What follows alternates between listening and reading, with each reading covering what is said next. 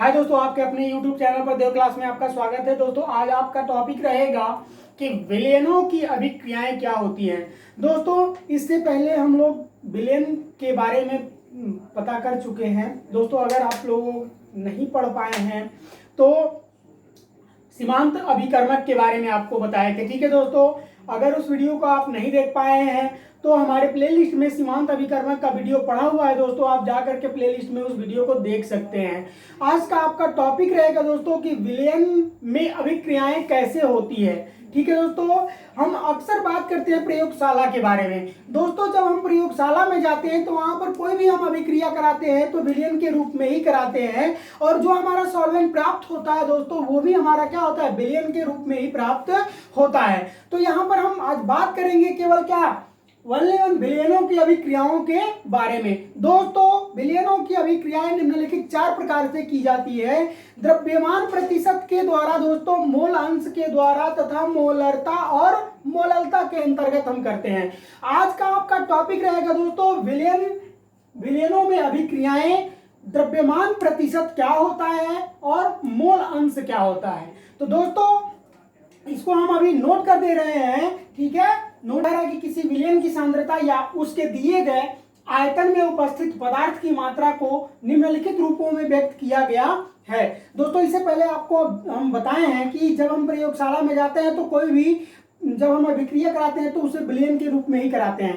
तो दोस्तों यहाँ पर हम द्रव्यमान प्रतिशत या भार के बारे में बात करेंगे, मोल अंश क्या होता है उसके बारे में बात करेंगे दोस्तों, मोलरता और मोललता।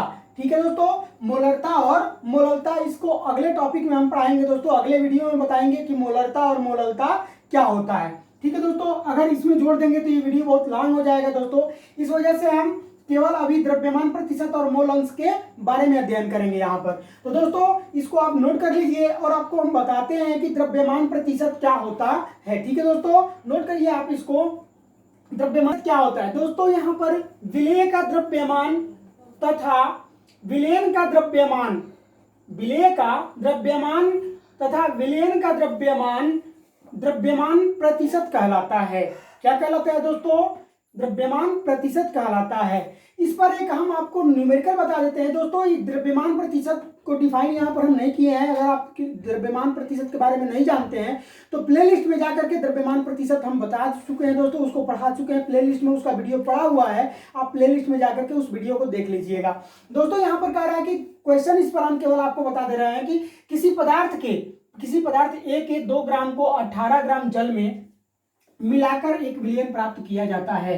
तो विलेय ए का द्रव्यमान प्रतिशत का परिकलन कीजिए, मतलब गणना कीजिए। दोस्तों यहां पर हम लोग निकाल लेते हैं ए का द्रव्यमान प्रतिशत, ए का द्रव्यमान प्रतिशत। ठीक है दोस्तों, थोड़ा शार्ट में हम लिख रहे हैं। ठीक है, ए का द्रव्यमान प्रतिशत बराबर ये हो जाएगा ए का द्रव्यमान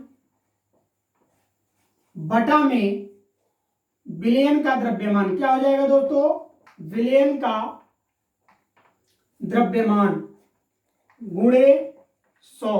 ठीक है दोस्तों, अब यहां पर ए का द्रव्यमान कितना दे रखा है दोस्तों, 2 ग्राम दे रखा है। कितना दिया है, तो 2 ग्राम दिया हुआ है। बटा में विलयन का द्रव्यमान कितना दिया हुआ है दोस्तों, विलयन क्या है आपका, जल है। तो यहां पर कितना दिया हुआ है, 18 ग्राम H2O दिया हुआ है। ठीक है दोस्तों, क्या दिया हुआ है, H2O 18 ग्राम दिया हुआ है।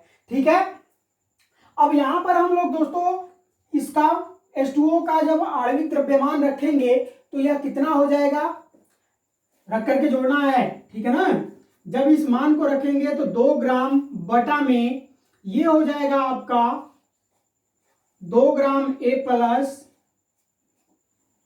18 ग्राम जल। ठीक है, तब ये हो जाएगा आपका 18 और 2 कितना हो जाएगा दोस्तों, 20। तब ये हो जाएगा 20 ग्राम।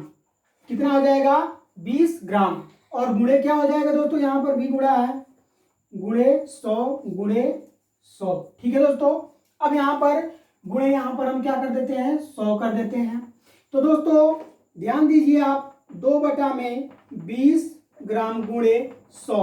ठीक है, अब इसको हम इसमें मल्टीप्लाई करा देते हैं, 200 ग्राम बटा में 20। अब यहां से हम जी से जी कैंसिल, 0 से 0 कैंसिल, 10 दूना कितना हो जाएगा भैया, 10 ग्राम हो जाएगा। क्या हो जाएगा दोस्तों? 10% हो जाएगा। क्या हो जाएगा? 10%। ये आपका द्रव्यमान प्रतिशत का मान निकल गया। ठीक है दोस्तों, द्रव्यमान प्रतिशत का मान यहां पर फाइंड हो गया। ठीक है, अब आपको हम बताएंगे मोल अंश के बारे में। दोस्तों मोल अंश क्या होता है? दोस्तों इसको हम ज्यादा डिफाइन इसलिए नहीं कर रहे हैं दोस्तों कि इसका वीडियो हम बना चुके हैं, आप प्लेलिस्ट में जाकर के द्रव्यमान प्रतिशत को देख लीजिएगा, बिल्कुल बढ़िया से बताए हैं दोस्तों। ठीक है, अब यहाँ पर हम आपको बताएंगे मोल अंश के बारे में, मोल अंश क्या होता है। ठीक है, तो इसको आप नोट कर लीजिए दोस्तों या स्क्रीनशॉट कर लीजिए। मोल अंश बता रहे हैं आप। मोल अंश क्या होता है? कह रहा है दोस्तों कि किसी विशेष घटक के मोलों की संख्या का अनुपात ही मोल अंश कहलाता है। किसी विशेष घटक के, कहने का मतलब यह है दोस्तों कि जब कोई हम पदार्थ लेते हैं, विशेष रूप से कोई पदार्थ लेते हैं, तो जो उसके अंदर अणु की संख्या उपस्थित होती है, उन्हीं का जो अनुपात होता है दोस्तों मोल अंश कहलाता है। आइए इसको देखते हैं दोस्तों। मोल अंश जो होता है वो दिगंशी क्या होता है? दिगंशी विलयन होता है। क्या होता है दोस्तों? दिगंशी विलयन होता है। इसको आप नोट कर लीजिएगा। ठीक है, दिगंशी विलयन में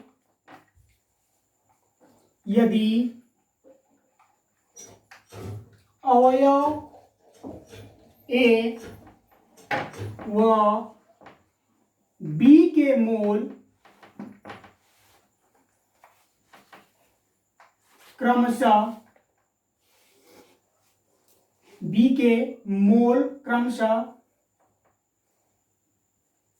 Na व Nb है, देन तब। कहने का इसका मतलब यह है दोस्तों कि दिगंशी विलयन में, मतलब कि अगर हम कोई विलयन लेते हैं तो उसमें 2 यौगिक या 2 अणु उपस्थित होते हैं। ठीक है दोस्तों, 2 अणु उपस्थित होते हैं, तो दिगंशी विलयन में उपस्थित अवयव ए व बी के मोल क्रमशः, मोलों की ये संख्या n जो है दोस्तों ना, वो मोलों की संख्या है। ठीक है, मोलों की संख्या है। बी में अणुओं की संख्या। ठीक है दोस्तों, क्या हो जाएगा? बी में अणुओं की संख्या। तो दोस्तों यहां पर हम निकाल लेते हैं ए का मोल अंश। ए का मोल अंश निकालेंगे दोस्तों, तो Na बटा में क्या लिखेंगे? Na plus Nb। क्या लिखेंगे दोस्तों? यहां पर हम बता रहे हैं आपको कि मोलों में अणुओं की संख्या, यानी ए विलयन में अणुओं की संख्या बटा में ए विलयन में अणुओं की संख्या प्लस बी विलयन में अणुओं की संख्या। ठीक है दोस्तों, अब यहां पर उसी तरह से हम निकाल लेते हैं बी का मोल अंश। तब ये हो जाएगा Nb बटा में Na प्लस Nb। ठीक है दोस्तों, Na प्लस Nb हो जाएगा। अब यहां पर उसी तरह से बी के विलयन में अणुओं की संख्या बटा में ए के अणुओं की संख्या प्लस बी के अणुओं की संख्या हो जाएगा। ठीक है दोस्तों, अब यहां पर नोट एक आप कर लीजिए। नोट में आपको हम बता दे रहे हैं दोस्तों, विलयन में उपस्थित सभी अवयवों के, विलयन में उपस्थित सभी अवयवों के मोल अंशों का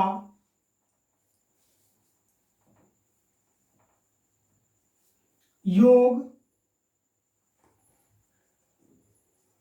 1 होता है। ठीक है दोस्तों, विलयन में उपस्थित सभी अवयवों का मोल अंशों का योग जो होता है वो केवल 1 होता है। दोस्तों सारे मान को रखेंगे 1 आएगा। ठीक है ना, अर्थात कहने का मेरा मतलब यह है दोस्तों, अर्थात यहां पर आप कर सकते हैं, अर्थात XA प्लस XB बराबर 1।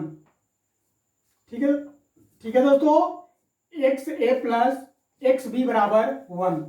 अब यहां पर दोस्तों आप कहोगे X क्या है और XA क्या है, तो X यहां पर दोस्तों यौगिक है। ठीक है ना, यौगिक है। अब हम बात करेंगे इनका जो योग होता है वो कितना होता है? 1 होता है। ठीक है दोस्तों, क्या होता है? 1 होता है। तब ये हो जाएगा आपका, चूंकि एक्स ए प्लस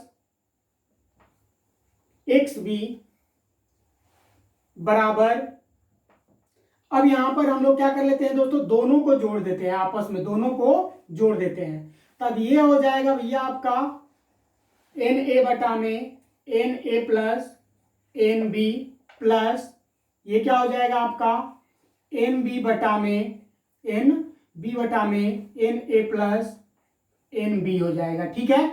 अब दोस्तों यहां पर हम इन दोनों का क्या कर लेते हैं, एलसीएम ले लेते हैं। जब दोस्तों इसको मिटा दे रहे हैं, ठीक है ना, जब दोस्तों इन दोनों का हम एलसीएम ले लेंगे यहां पर, तो दोनों का एलसीएम जब हम लेंगे दोस्तों, तो दोनों का एलसीएम क्या हो जाएगा, N A plus N B हो जाएगा। अब यहां पर एन बी एन बी से ये कटेगा दोस्तों, तो क्या हो जाएगा एन ए प्लस, इससे ये कटेगा तो क्या हो जाएगा एन बी हो जाएगा। अब दोस्तों यहां पर आप ध्यान दीजिए, ऊपर भी हमारा क्या है N A plus N B है और नीचे भी N A plus N B है। दोस्तों आपस में ये क्या हो जाएगा, क्रॉस हो जाएगा कि नहीं हो जाएगा, बिल्कुल हो जाएगा। कहो सर बिल्कुल हो जाएगा। तो इतना बराबर हमारा क्या आया भैया, 1 आया ना। एक्स ए प्लस एक्स बी बराबर एक्स ए प्लस एक्स बी बराबर 1 आया कि नहीं आया। अर्थात आप कह सकते हो दोस्तों कि विलयनों में अवयवों के जो मोल अंश का योग होता है वो आपस में क्या होता है, 1 होता है। ठीक है दोस्तों, सारे विलयनों का जो मोल अंशों का योग होता है वो 1 होता है।